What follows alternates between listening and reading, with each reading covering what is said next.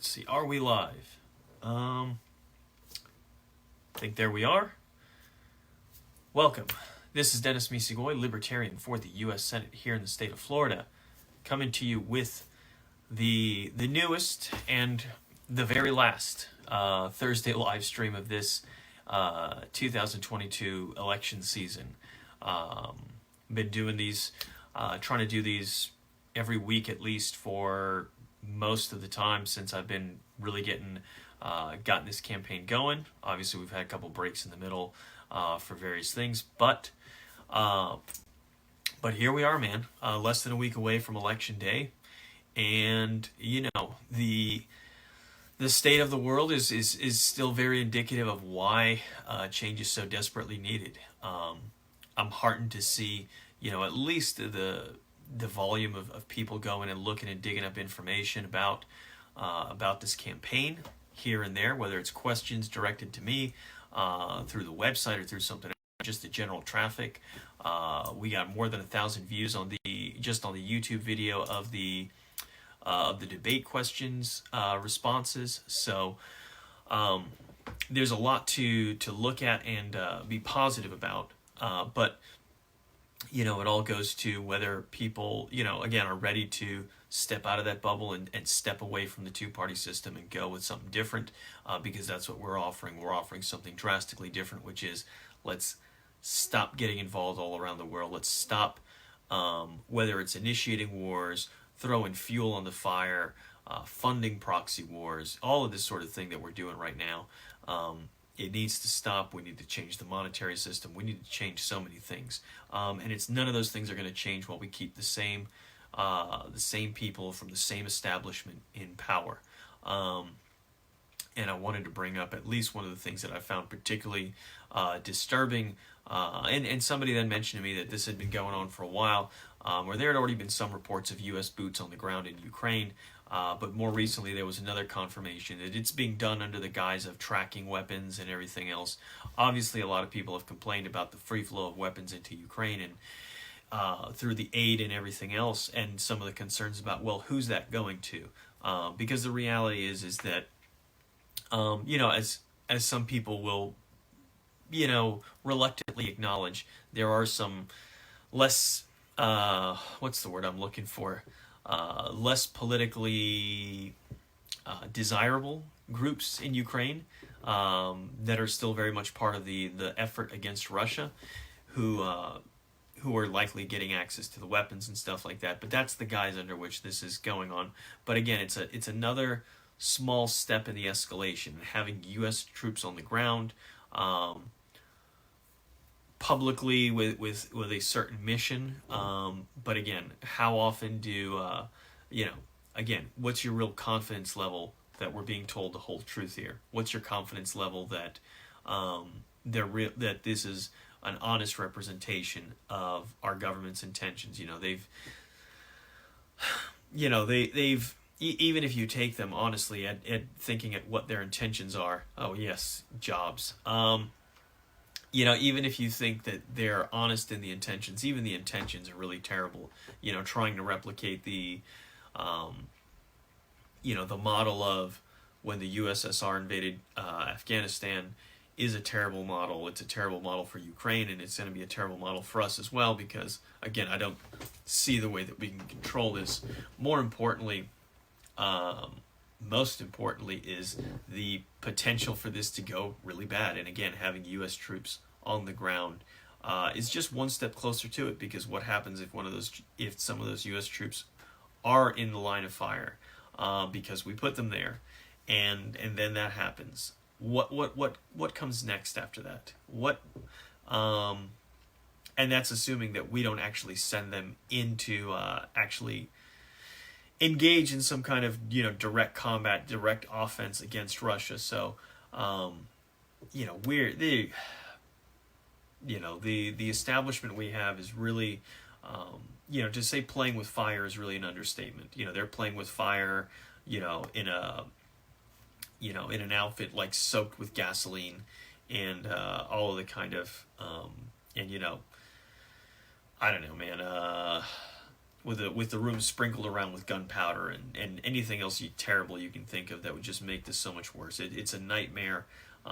It has the potential to escalate into something that, again, we would, it sounds almost hyperbolic, but, when you talk about potential conflict between nuclear powers, you are talking about potential world-ending sort of disaster. And,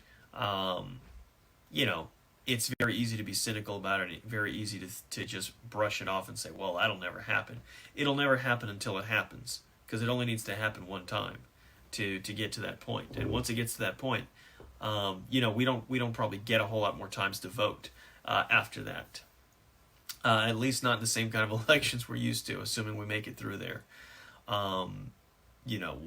What they're toying with is a calamity of, historic global proportions. It was what we were so concerned about throughout the entire Cold War.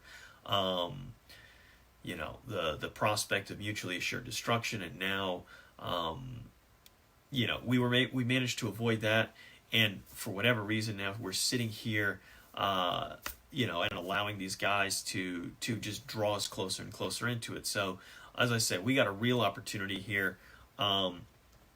This coming Tuesday, if you haven't voted already, or if you're not early voting, like some may be, if you're not doing that, you're voting on election day, however it is that you're voting, we've got an opportunity to send a clear message that we do not support this, that we don't want to continue on this path, because we don't. And the way we do that is by not voting for the people who want to continue us down this path. And let's be clear, that includes both Michael Rubio and Val Demings. And to be perfectly honest about my peers, who are the two independent candidates also on the ballot, Stephen Grant and Tuan Nguyen, they're not really staunch anti-war guys either. They still have this idea of the U.S.'s place in the world and standing up for democracy and whatever. And that's not what this is about. So we got to be realistic and recognize the dangers, recognize the real peril that we're in here.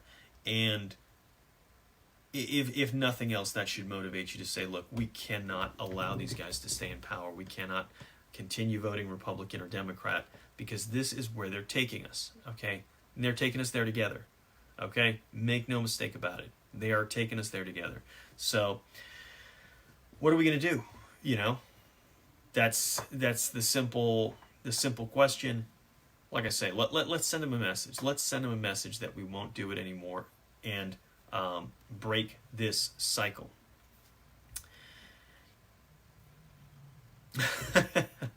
We got some nice stuff in the comments, not just about war creating jobs. We got Hey Eileen, she voted friend through the family on my wife's side. We got D over here as well, and we got yes, the Republicans and Democrats keeping the debates closed, shutting stuff down so that they can't do it. And that was something I anticipated, really kind of getting into this. I knew that, if they set up their own thing, they're not going to invite us. So I decided to do the opposite and say, okay, well, I'm going to set something up and I'm going to invite them. We're going to put them on the spot. And that's what we did back in September. We set it up. Once we got the... once the primary was done on the Democrat side, because they were the only ones with the primary, and we had the ballot set, we knew who was going to be on there. We sent out. I had one of the guys on my team go and call in Rubio's team, Deming's team, along with the other two guys. Say, hey, we want to put together debates September 15th. Why don't you guys come out? We got one taker from that group, which obviously wasn't the Republican or Democrat.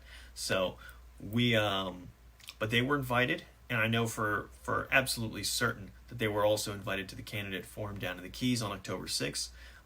That one you can connect to even remotely, which I did. So there's no excuse. Even if they were in Washington, D.C., or they're campaigning in the Panhandle or wherever, there's no excuse. They could have been a part of that. But they chose not to be, because they don't want to appear where you can see the other candidates. They don't want to acknowledge that they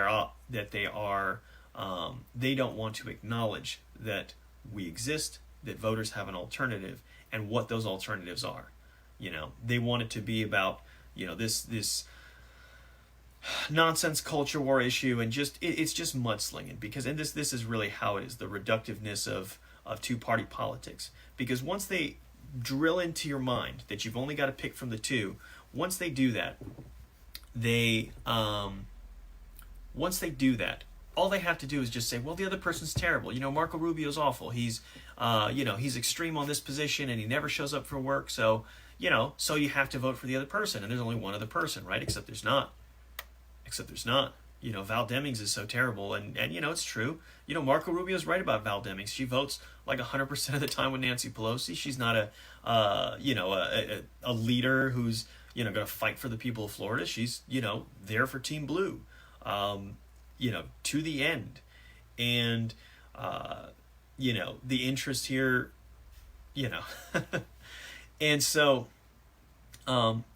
she's right about Marco Rubio. But the point is that it only matters so long as you accept the idea that there's just the two options. And once you break out of that, then it's a whole new ball game. And so, that's what we got to spread the message for. I got the, we've got the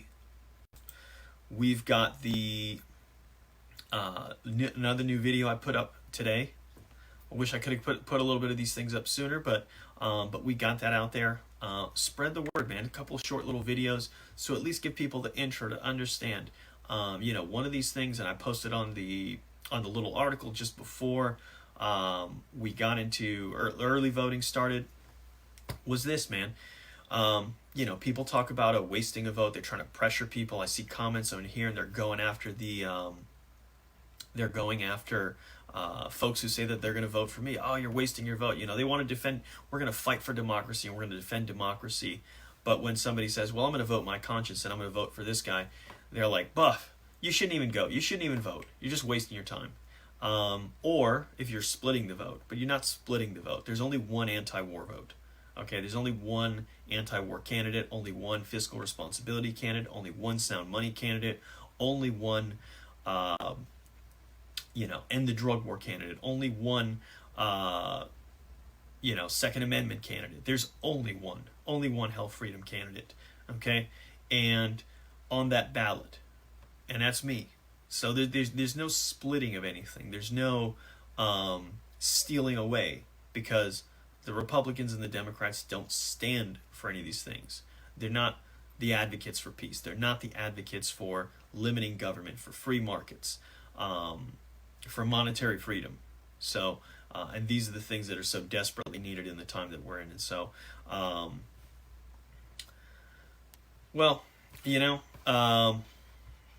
this is, there is a pro-cannabis, and as a matter of fact, as I mentioned, in the drug war, but as the sound is still working over here. We have coming up this weekend, last campaign outing of the season at CannaFest, or Florida Cannabis Festival in Mount Dora. So I'm going to be over there, booth 544. It's posted up on the website. I'll see if I post it over here on Facebook as well, just so folks have the information. But that is coming up I'll be there on Saturday. I'll be over there Saturday in Mount Dora. So if you're in the area, come out and visit me. Let's talk a little bit as well there. Because it makes no sense, that government restricting people's access to a plant. How much how many resources have been wasted when it comes to chasing people down, throwing people in prison, raiding homes, not to mention all the other downstream terrible effects of prohibition and what it has driven people to, and what the circumstances it has created. So it's stuff we need to get rid of. It's and by say I get rid of, I'm talking about the policies of prohibition, because the consequences of it are wholly destructive. And so it's not a question of whether the substance is bad. Whether the substance is bad or good, the substance is still going to be there. One thing we've shown after half a century of this is that we can't control it. We can't even keep it out of prisons. So if we can't even do that, let's just look at the effects of our policy. And the effects of the policy are wholly negative. There really is no redeeming value to them. And so, so that is at the core of it. And let me think. We got a lot of, yes, the investigation, enforcement, prosecution, but I go even a step further. You create a lucrative black market for organized crime to be enriched, and they set up shop in typically in poorer communities, and there's just all these sort of downstream effects that come with it, and so it really can't be overstated that there's so much harm that comes from it. So one of those things. This is the situation we're in, though, and again, just indicative of our need to break out of the cycle, break out of the two-party system. So that is coming up, like I said, this Saturday. Monday evening is just confirming I'll be on with a slate of a bunch of other Libertarian candidates from at least I know up and down the East Coast. So on Josh Smith's Break the Cycle, we're gonna have. I'll see once I have a link to go and share with for it. But it's gonna be along with myself. I think I heard Shane Hazel, Jeremy Kaufman, at least one or two other candidates that are gonna go and be a part of that. So that should be pretty cool. As kind of like the pre-election day, pre-election night. Sort of just talk about all this craziness. So it's been a bit of a wild ride. Fighting these challenges, stuff like the absurdity of not being able to run digital ads here or on YouTube with Google. It's just everybody's been it's been an absolute disaster with trying to work with those folks. But election night, I'm planning to be over. I'm trying to finalize the plans, but I'm looking at trying to be out there for the gala in Brevard. So that's what I'm looking at. I haven't last stamped and confirmed, but I'm looking at and trying to figure out, am I take the whole family or what am I doing? So we're looking at that, but I very much want to be down there for that event as well. So we got to get these things and finish out strong. Hopefully it'll be a celebration of something. So we'll see where we go. I'm gonna need to count on people for some of these other platforms. I'm limited in my bandwidth in terms of what I can get out for. I know with some of the stuff that we did with interviews, I know with some of these things were published out on Rumble, a couple of the last ones at least. So I've not had enough time to get exposure to get my feet in with everything else going on, not just campaign, but also just some other things just life wise, and so hopefully that'll be stuff I can get into in the future. But yeah, please spread the word on these events, and we want to show up strong for the end of this. And of course, obviously, spread the word to everybody we know who's voting. Everybody's going to be out there. Need to understand that not only is there an alternative, but it's really important to embrace the alternative, as embrace me. Choose the alternative, let's say, bubble that third bubble on that list of candidates for the U.S. Senate, because again, like I said, the situation that we're in, again, how much further do we want to allow it to go?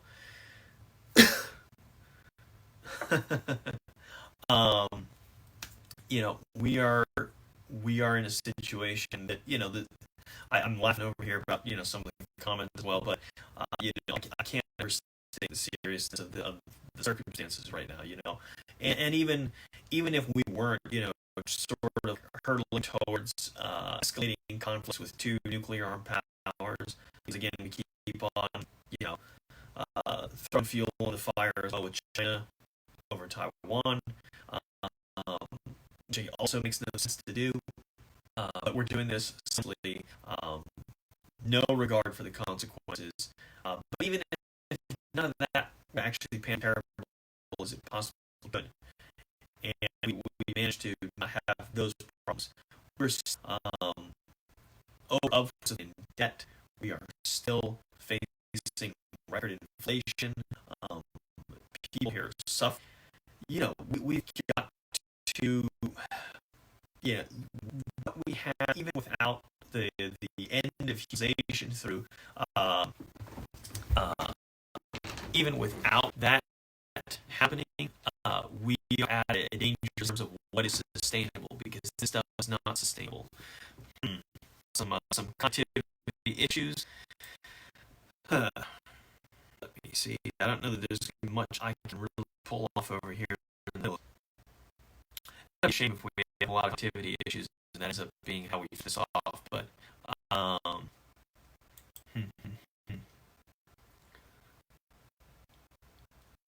let's see.